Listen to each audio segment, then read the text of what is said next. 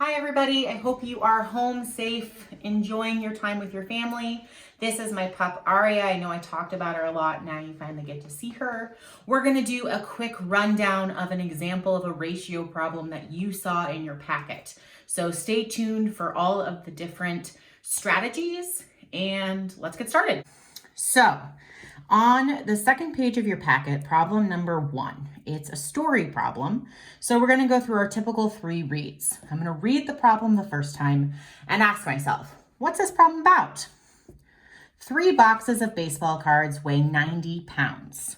How many pounds do 4 boxes weigh? Okay, so like we typically do in class, I ask myself, what's this problem about? It's about baseball cards and how much they weigh. Check.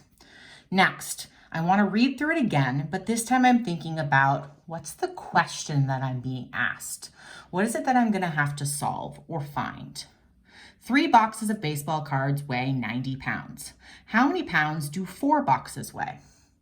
So the trick that we always use in class is which sentence ends with our question mark. That's our important question that we're being asked to solve.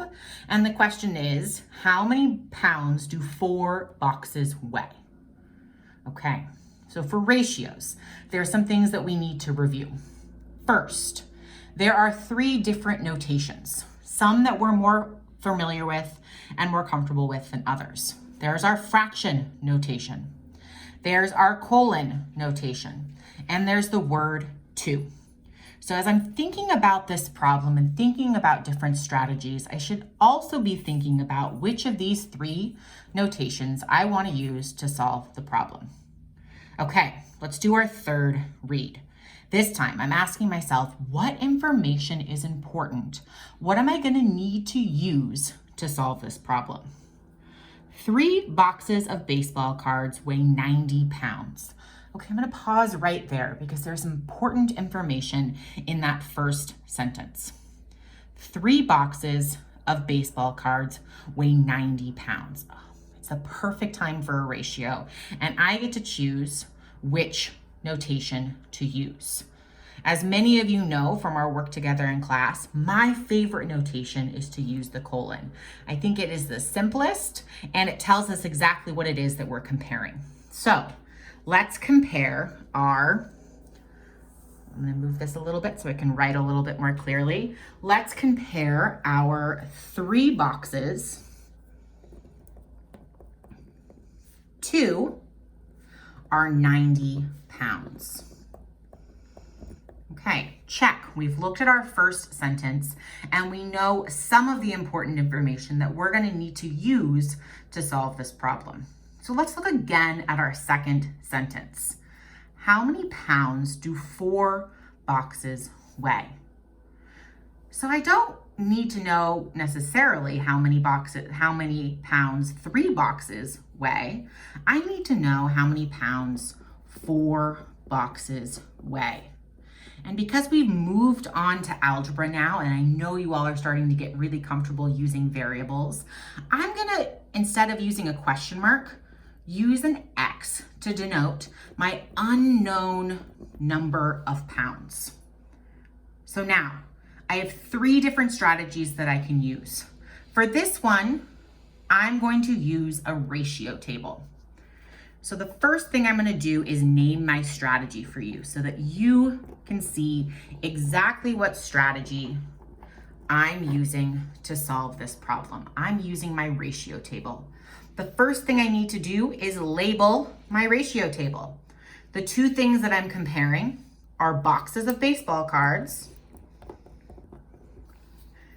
and pounds.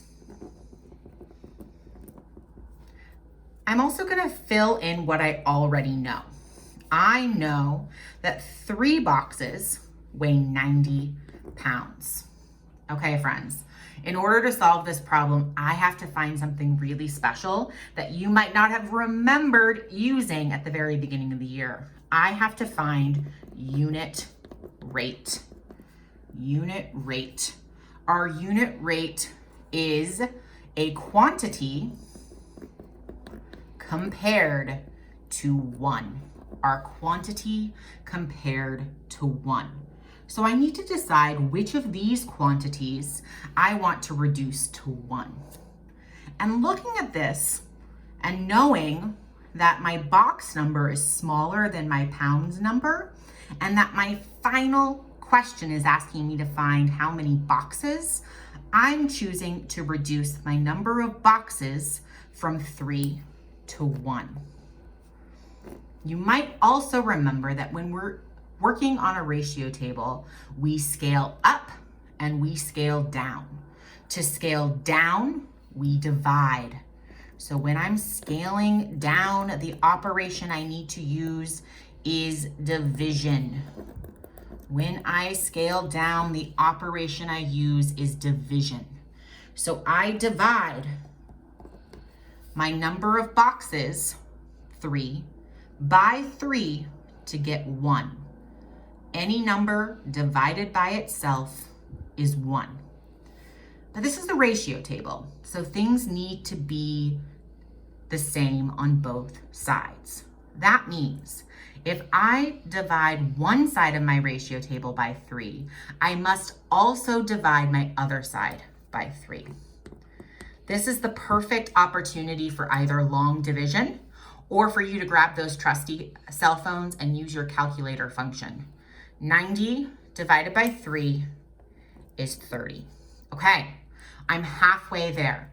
I've written my ratio table, I've written in my original ratio, and now I've solved for my unit rate. My last step is to solve for my unknown, to figure out how much 4 boxes of baseball cards really weigh. So next, I'm looking back at my ratio table. This time I need to scale up. And I like to scale up from a value of 1 because multiplying anything by 1 is really simple. If I scale down using division, I have to scale up using the opposite operation, multiplication, to multiply. And this time we ask ourselves, 1 times what is 4? Well, 4. If I multiply one side of my ratio table by 4, I have to multiply the other by 4. Once again, look in the back of your INB. We're just gonna pause while my dog barks at our male person. Okay, she's almost done. Okay, she's almost done, everybody. So, since I multiplied one side of my ratio table by 4, I must do the exact same thing on the other. 30 times 4 is 120. 120. So now I've solved for my value X, but I gotta plug it back in. Look at our original question. How many pounds? Pay close attention to our units. Our units are pounds. Do 4 boxes weigh? Well, to add a complete answer to this problem, I have figured out how many pounds, but now I need to write it down. So if this were an assessment or a quiz, I would hope that many of you would be able to say 4 boxes of baseball cards, remember to be specific, weighs 120 pounds. Okay. There are other strategies we could use to solve this problem. I'm not going to complete them all the way, but I am going to give you a short preview. So, I could have also solved this problem using a double number line. You all know that I also love this strategy. I start by writing my original ratio on my double number line. Be sure to label both number lines, my boxes and my pounds. From there, I figure out my intervals. My intervals on the bottom, I'm adding each time by 30. and my intervals on the top. Each time I'm adding by 1 box. This allows us to quickly figure out exactly how much 4 boxes of baseball cards would weigh. And you can see we got the exact same answer here as we did with our ratio table. The third strategy you can also use to solve this problem is to write it as a fraction. Our original ratio, 3/90ths. I want to find out what our unit rate is. 1 box to how many pounds? To do this, I divide both the top and the bottom, my numerator and my denominator, by 3. I get 1 box for 30 pounds, or 1/30th. From there, I can scale up to find another equivalent fraction. 4 to what? Once again, I multiply by 4 to scale up, and my final fraction is 4/120ths. That shows us the number of boxes to the amount of pounds. Okay, everyone. I know that was just a quick overview of one ratio problem, but I have so much confidence in you, and I know that with a little bit of review, you should be able to complete both pages 1 and 2 in the ratio packet that I sent home. I know these are really stressful times, so I'm gonna encourage you, stay well, wash your hands. I love you very much, and I'll hopefully see you soon.